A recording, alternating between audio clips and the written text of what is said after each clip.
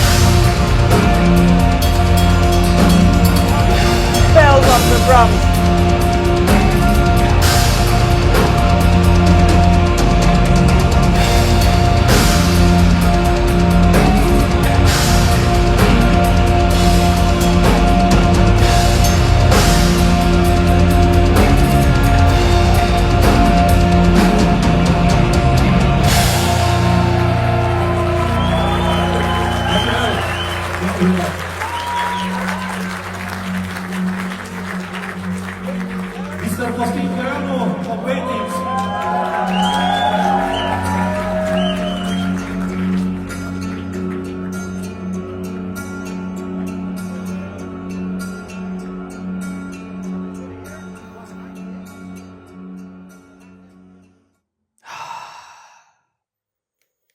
Okay, so the reason I said we've seen this before, but we haven't seen this before is because we were at this show Yes. at ProgPower. And the really cool thing that I was talking about that they did on stage was the improvised painting. I don't know if you guys caught up on that, if you were like, if you went on another tab instead of watching this video, and if you are on another tab listening to me right now, come back to this video. Yeah, and watch the thing again. Yeah. So, yeah, you basically have 2 guitars, bass, vocal, backing vocals, drums, and you have a guy painting on stage and like an image above what he's painting that's projecting that on the screen. You mean a camera? A camera, yeah, not a camera. Projecting on screen what he's painting. And it did feel like improvised painting because I didn't catch this while I was at the show, but I think what he was doing was actually like communicated by the music in real time, because you can see kind of the way he moves and the choice of colors change with the pace of the song. Yeah. And I also like that. And he's kind of making it all mushed together very much like the sound is. Yeah. That you have all of these atmospheric and brutal elements and ritualistic elements chaotically coming together. Yeah, in the image too. And I also like this thing he does where he like leaves paint that isn't flattened onto the paper, that kind of has contours. Yeah. Like you give a sense of contour without drawing actual contour with those sorts of edges. Yeah. So that was really cool. And to be able to make a sort of coherent image while adapting to what's happening in the music is just, I think, really cool. Also, I think it's the first time I saw somewhat abstract art that actually looks good. Yes, and that isn't a banana on a wall. We should just put a banana here and then start charging people for watching our videos. Yes. Yes. $5 a minute for watching the glorious banana. Actually, we don't need a banana. We already have couscous. Yes, we just have to stick him on the wall. Yeah, and whatever. And we went to the extreme artistic effort of buying him. Oh, no, wait, we didn't even do that. He was a gift. Yes, he was a gift from some friends. Anyway, I think they took this from the mixing board, and it sounds a little dim in terms of the impact that it has compared to the studio versions. That's a lot more visceral and cuts more through. This sounds a bit more like the studio version of the first album. Yes, but the second album they did sounds much better in studio, and just the energy of when the screams kick in and the riffs kick in heavily is just got that very primal feeling. Yeah. So a little bit of that is dimmed out by the live sound, but on the other hand, it sounds live, which brings a whole other energy to it. Yeah, it makes it more organic. Yes.